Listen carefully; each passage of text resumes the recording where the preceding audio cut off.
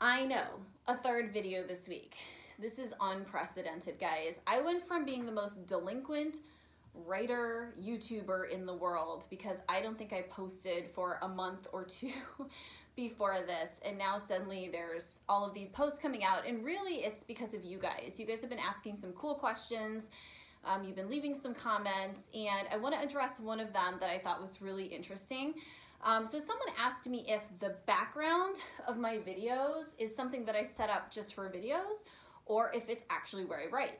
And that's a cool question because this is where I write. I write from home. I work full-time as a writer from home. And so the space that you see is really important to me. This is where I spend the majority of my time when I'm not only researching projects, if I'm not at the Chicago History Museum, which is a location I use a lot, but I found that for me, I can't just plop down on the couch or like sit on my bed or something and write because I get really distracted, or even worse, sleepy.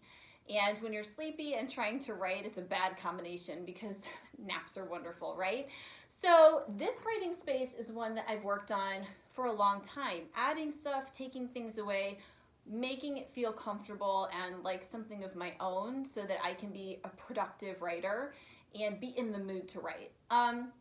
So one of the first things you guys will probably notice is that other than this stack of books, which we're going to talk about in a minute, there's not a ton on the surface of the desk. I know a lot of people have said, oh my gosh, you have such a neat writing space and mine's covered with paper and post-it notes. And there are times when my desk is a little messier, but I'll be honest, I've learned about myself that when my writing space is messy, it's almost like there's a direct link between it and my brain. My brain gets messy and cluttered too. And I think I mentioned I get easily distracted. So having a bunch of papers and things here is too much of a distraction.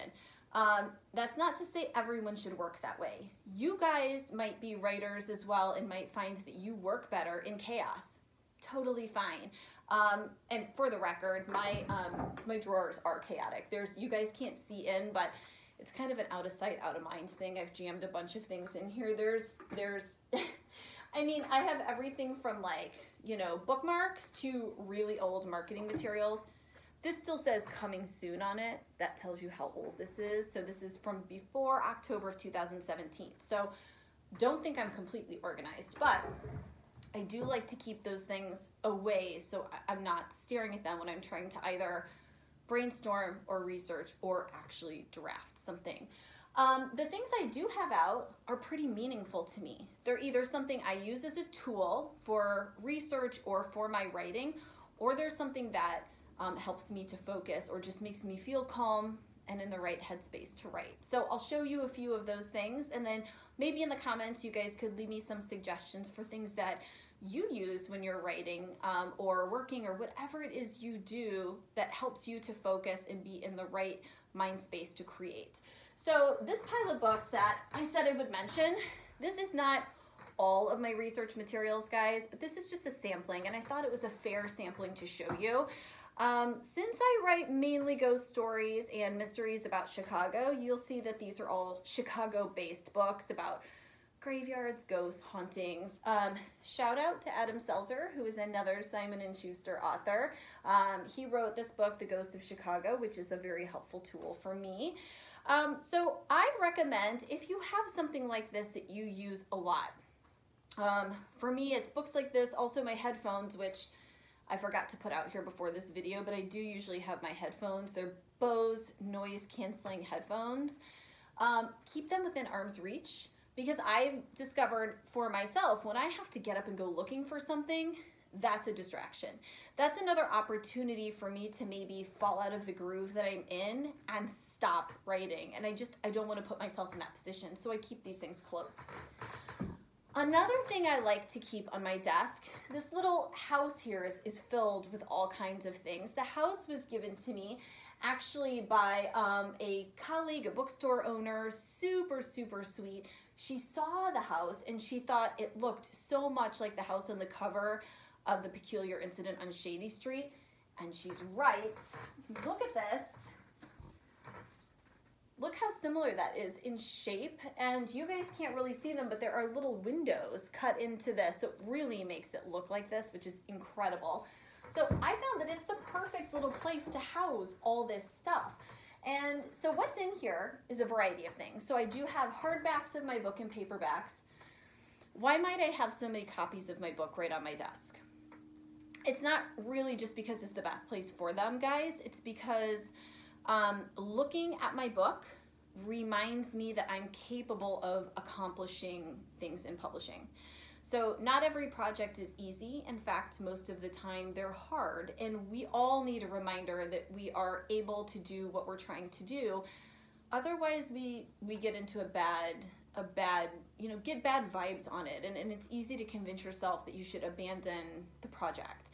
And very often I find that's not true. It's just about turning things around in your head. So if I have copies of my book to look at, it reminds me that, hey, I do have success and it's okay. This is great. Like, I can do this. Something that I pulled off of the little house to show you that's cool too is this is a Russian edition of Peculiar Incident. I don't know if you guys can see how pretty that is. This is so shiny and beautiful.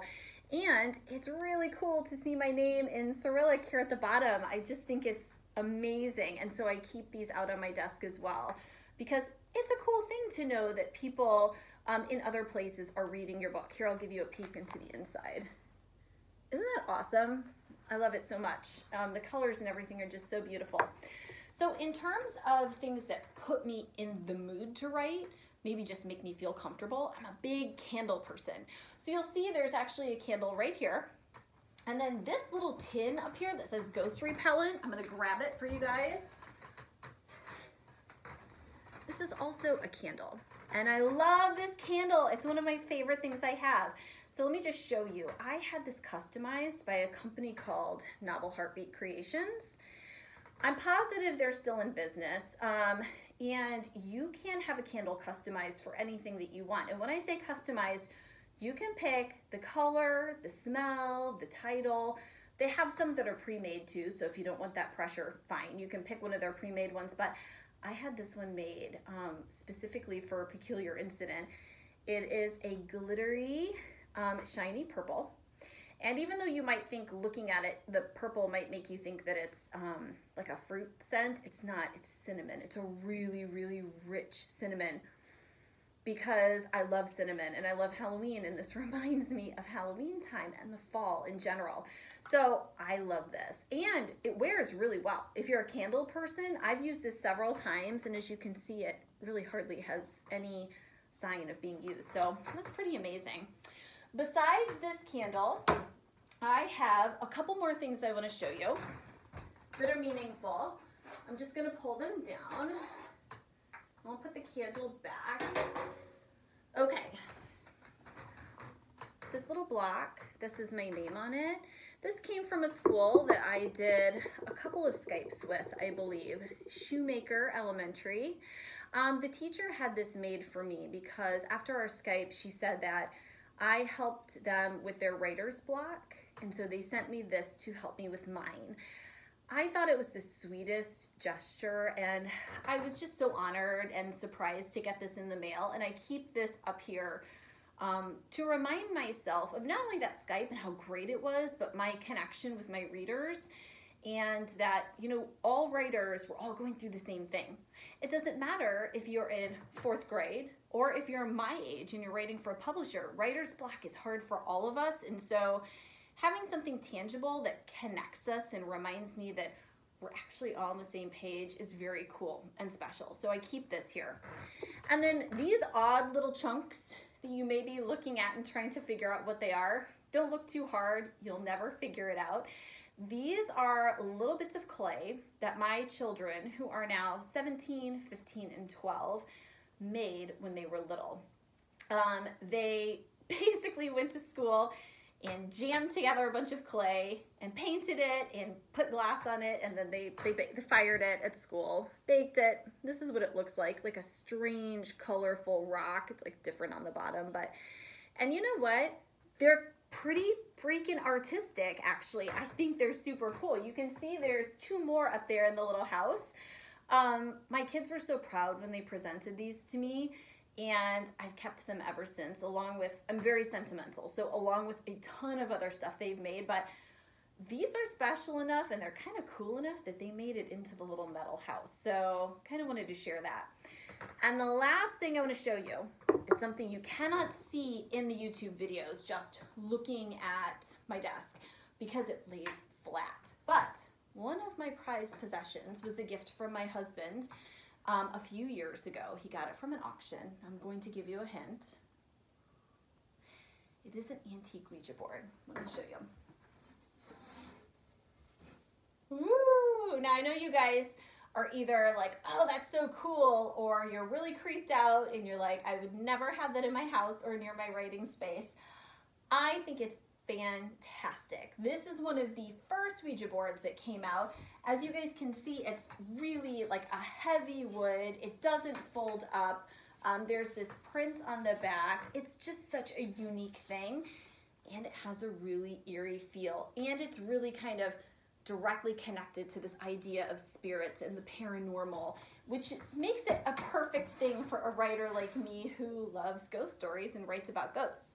So I hope that you guys enjoyed my little tour of my writing desk today.